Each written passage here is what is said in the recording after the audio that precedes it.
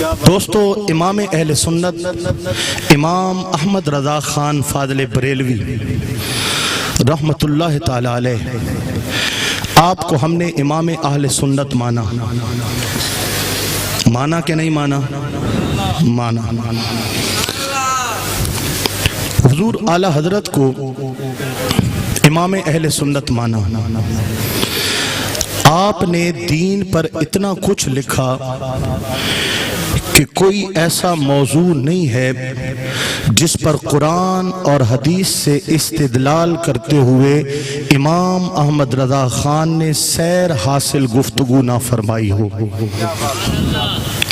چاہے عقائد کا معاملہ ہے، چاہے وہ فقہ کا معاملہ ہے، چاہے وہ دوسری قوموں کے ساتھ روابط اور تعلقات کا معاملہ ہے۔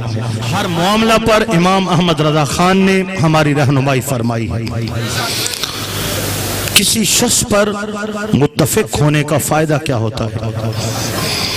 جب تھوڑا وقت گزرتا ہے اور کچھ لوگ ایسے ہوتے ہیں کہ جن کو جب علم ملتا ہے بھانڈا تھوڑا ہوتا ہے اور سودا زیادہ ہوتا ہے، تو وہ بھانڈے سے سودا اچھلنے لگتا ہے، تو پھر وہ اپنے کپڑوں سے باہر آتے ہیں اور جمہور کے عقائد اور نظریات سے ٹکراتے ہیں۔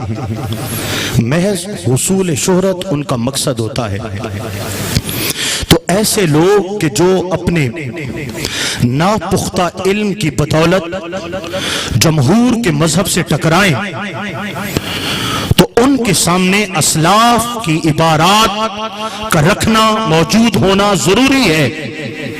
وہ تو نہیں سمجھیں گے کیونکہ ذہنوں میں فطور آ چکا، لیکن قوم کو رہنمائی دی جا سکتی ہے کہ جو عقیدہ آج یا جو بات آج آپ کو سمجھائی جا رہی ہے یہ ہمارے اسلاف کی تحقیق کے خلاف ہے، اور بالخصوص وہ ہمارے سلف صالحین جن کو امام کا درجہ حاصل ہے۔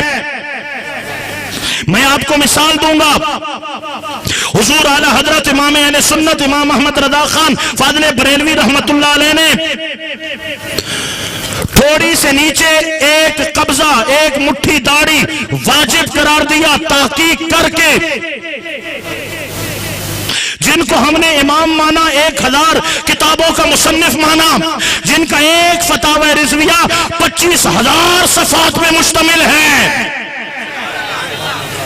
کوئی نیا محقق آیا اور اس نے کہا کہ جدید تحقیق ہے کہ داڑھی ہو چاہے اتنی ہو چاہے اتنی ہو، یہ میری جدید تحقیق ہے۔ میں نے کہا یہ جدید نہیں، یہ یزید تحقیق تو ہو سکتی ہے۔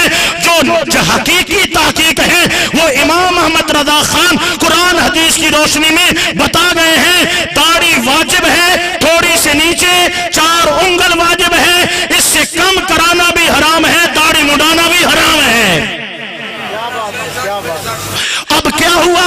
ٹکرا گئے، اعلی حضرت کو پسے پشت ڈال دیا، اعلی حضرت کی تحقیقات کو معاذ اللہ قدیم قرار دے دیا اور کہا جناب والا یہ تحقیق ہمارے سامنے ہے۔